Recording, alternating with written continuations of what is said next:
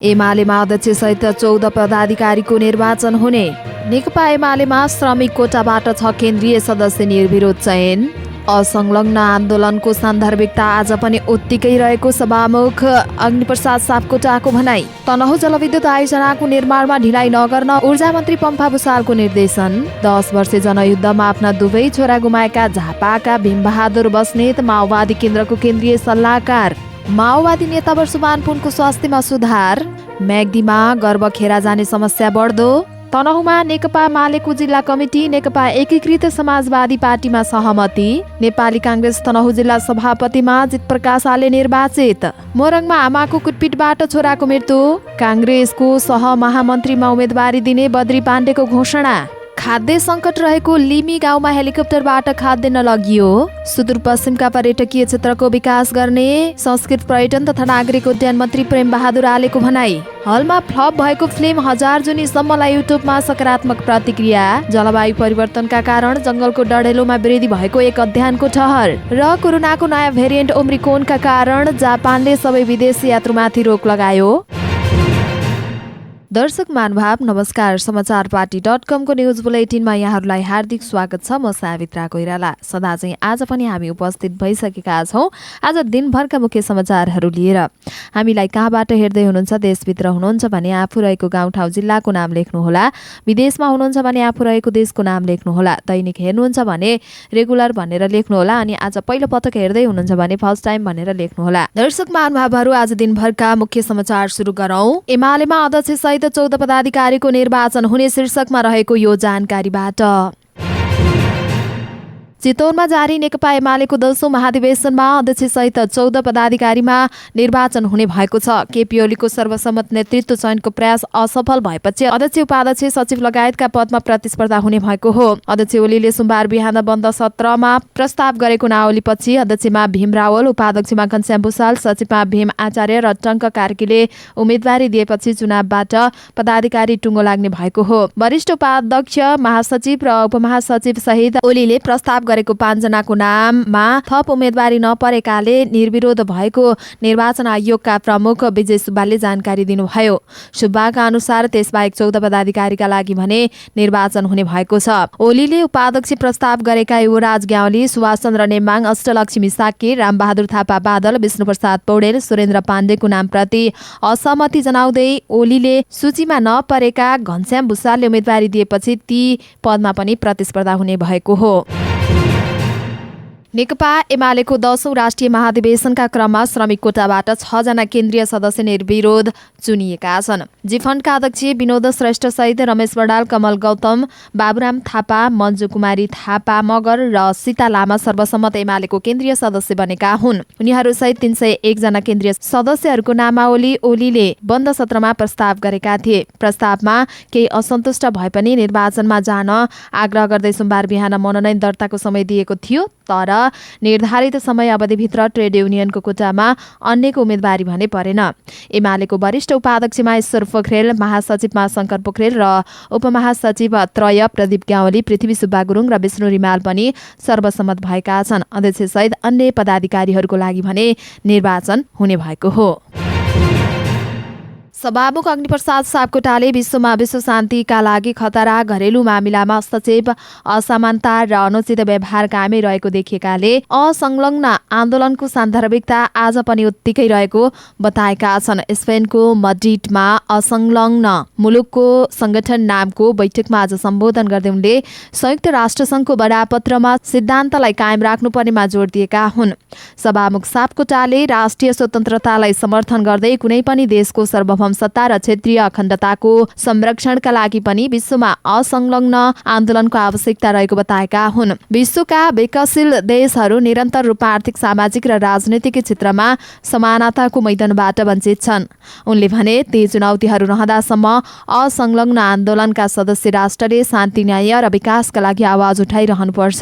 सकारात्मक नतिजाका लागि हाम्रो सांसदहरूले पनि त्यसतर्फको राष्ट्रिय प्रसारणलाई सहयोग र प्रोत्साहन जारी राख्ने उल्लेख गर्दै सभामुख सापकोटाले संसदीय ऐक्यबद्धता अनुसार र अनुभवको आदान प्रदानले असंलग्न आन्दोलनका सिद्धान्त र आदर्शलाई सुदृढ बनाउने विश्वास व्यक्त गरे। नेपालमा असंलग्नता हाम्रो राष्ट्रनीतिको आधारभूत पक्ष हो। शान्तिपूर्ण सह-अस्तित्वका पञ्चशीलका सिद्धान्त नेपालका अमरपुत्र बुद्धको शिक्षामा आधारित छन्।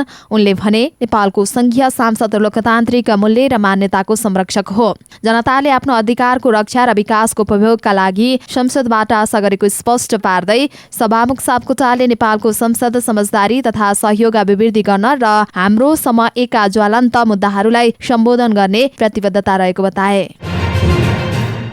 ऊर्जा, जलस्रोत तथा सिंचाई मन्त्री पम्फा भुसालले सोमबार निर्माणाधीन 140 मेगावाट जडित क्षमताको तनहुँ जलविद्युत आयोजनाको स्थलगत निरीक्षण भ्रमण गर्नुभएको छ। मन्त्री भुसालले नदी फर्काउने बाँध लगायतका पहिलो प्याकेजका संरचना निर्माण स्थल र निर्माणाधीन भूमिगत विद्युत गृह, टलरेस सुरुङ लगायतका संरचनाको निरीक्षण गर्नुभएको हो। मन्त्री भुसालले सरकारी तहबाट निर्माण भइरहेको जलसायुक्त आयोजनाको काममा विलम्ब नगरी तोकिएकै समयमा गर्न निर्देशन दिनुभएको छ। कुलेखानी बाहेकका सञ्चालनमा रहेका सबै आयोजनाहरू नदीको बहावमा आधारित भएकाले हिउँदमा उत्पादन घट्दा मुलुकभित्रको माग धान्नका लागि अझै पनि विद्युत आयात गर्नुपर्ने र बर्खामा खपत गर्न नसकी खेरा फाल्नुपर्ने अवस्था छ। भुसालले निर्देशन दिँदै भन्नुभयो, यस्तो अवस्थाको अन्त्यका लागि रणनीतिक महत्त्वको जलसायुक्त तनहुँ जलविद्युत आयोजनाको निर्माण स्रोत साधन र स्थानीय समस्या लगायतका कारणले ढिलाइ हुँदाहुँदै तोकिएकै समय र लागतमा सम्पन्न गर्न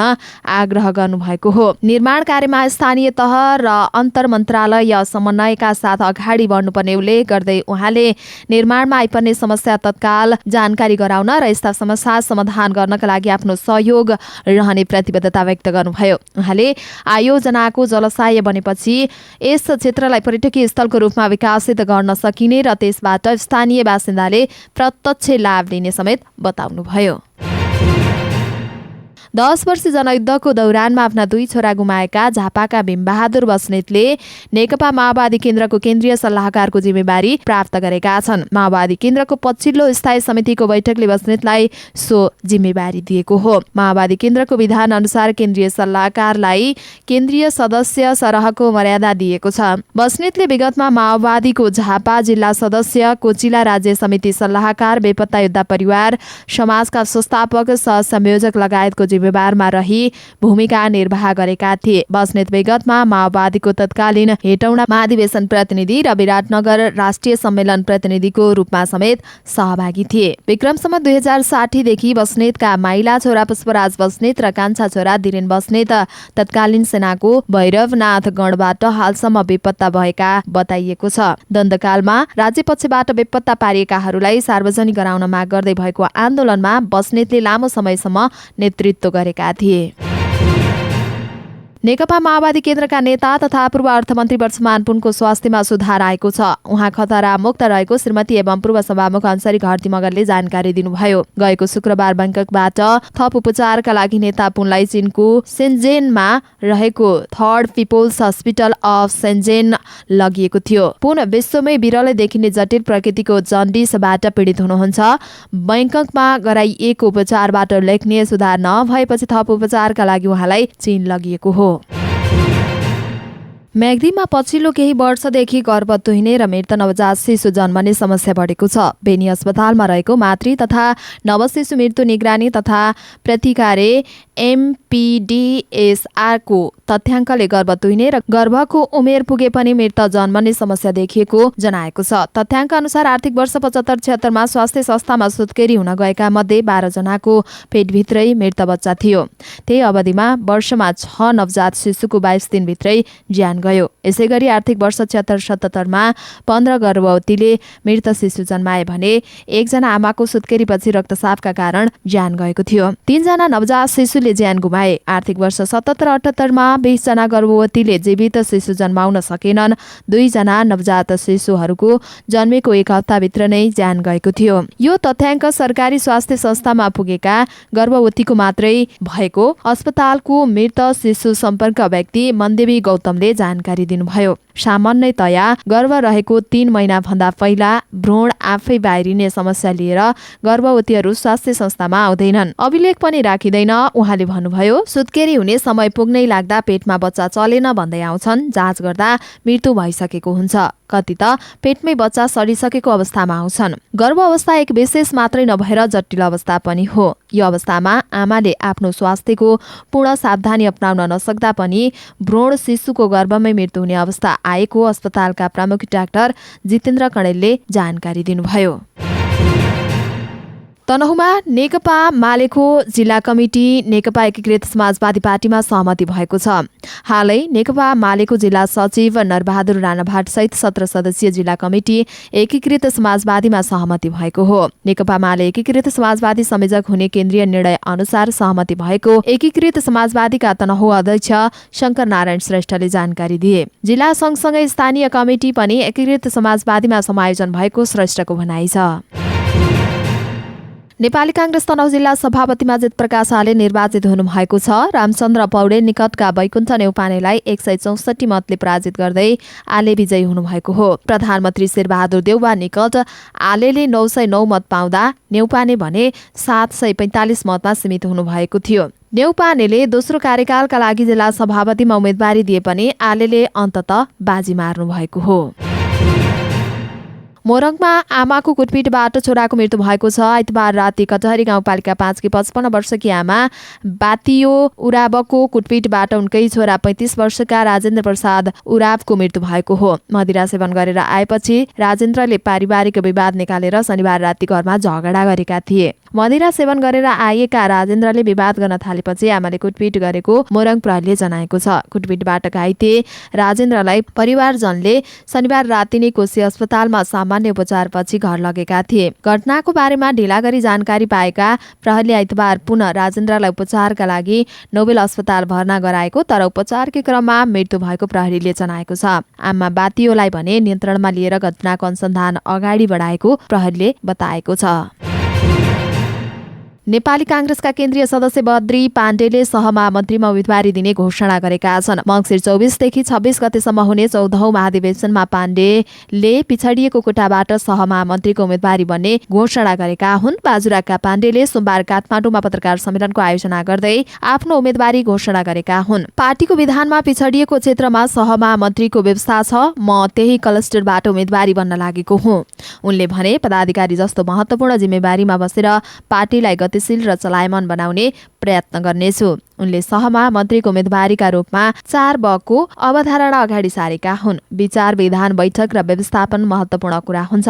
विचारले पार्टीलाई गतिशील बनाउँछ। विधानले कार्यान्वयन सबैभन्दा महत्त्वपूर्ण कुरा हो भने उनले भने नियमित बैठक बस्नु जरुरी छ र व्यवस्थापनको कुरा पनि पार्टी कार्यालय सञ्चालनदेखि बैठकका निर्णय कार्यान्वयनसम्म पर्छ।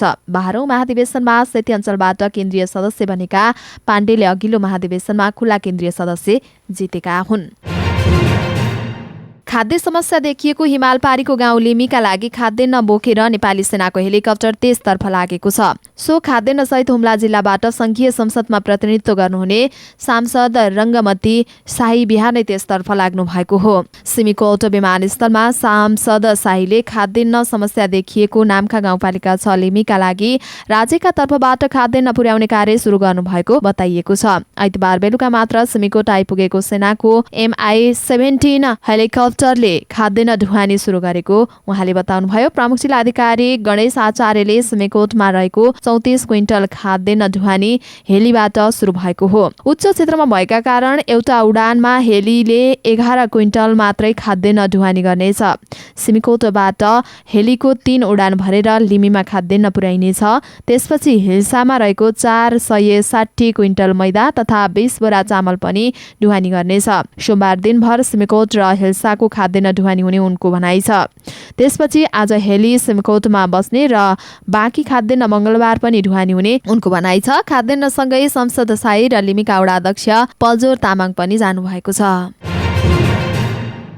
संस्कृति पर्यटन तथा नागरिक उड्डयन मन्त्री प्रेमबहादुर आलेले सुदूरपश्चिममा पिछडिएर रहेको कला संस्कृति र पर्यटन क्षेत्रमा उल्लेखनीय विकास गर्ने बताउनु भएको छ। नेपाल कम्युनिस्ट पार्टी एकीकृत समाजवादीले जोरायल गाउँपालिका 3 मा आज बिहान आयोजना गरेको गाउँपालिका स्तरीय भेलालाई सम्बोधन गर्नुहुँदै उहाँले सुदूरपश्चिम कला संस्कृति र पर्यटनको क्षेत्रमा धनी रहेको हुँदा यसलाई ओझेलमा पर्न नदिने उहाँको भनाइ छ। मन्त्री आलेले सुदूरपश्चिम क्षेत्रमा पछिल्लो समय संघीय सरकार तथा प्रदेश सरकारको बजेट मात्रै थुप्रै विकास निर्माणका काममा खर्च भइरहेकाले ती कामलाई नियमसङ्गत तरिकाबाट भए नभएको बारेमा नगर स्तरबाट अनुगमन गर्नुपर्ने समेत आग्रह गर्नुभयो। सुदूरपश्चिम प्रदेश सरकारका आन्तरिक मामिला तथा कानून मन्त्री पूर्ण जोशीले सुदूरपश्चिम क्षेत्रका सबै नागरिक तथा सामान्य परिवारका व्यक्तिले महसुस गर्ने गरी विकास निर्माणको कामको थालनी गरिएको बताउनुभयो।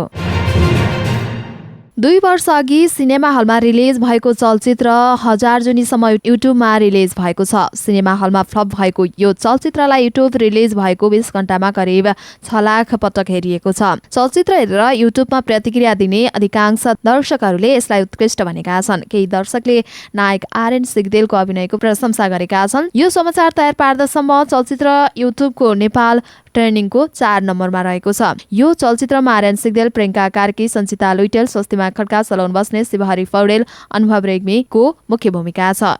यसै चलचित्रबाट कलाकार अखिलेश प्रधानले डेब्यु गरेका थिए। विशाल चावलिङको कथा तथा निर्माणमा तयार भएको चलचित्रलाई विकास राज आचार्यले निर्देशन गरेका हुन्। चलचित्रमा विकास र सामिप्य राज तिमल सिन्हाको पटकथा तथा संवाद छ। यो चलचित्रमा पुरुषोत्तम प्रधानको छायाङ्कन, कविराज गतराजको कोरियोग्राफी र अर्जुन जेसीको सम्पादन छ। चलचित्रले 2 पुस्ताको प्रेम कथालाई उठान गरेको छ। चलचित्रमा आर्यन, प्रियङ्का, स्वस्तिमा र अखिलेशको जोडीलाई हेर्न सकिन्छ।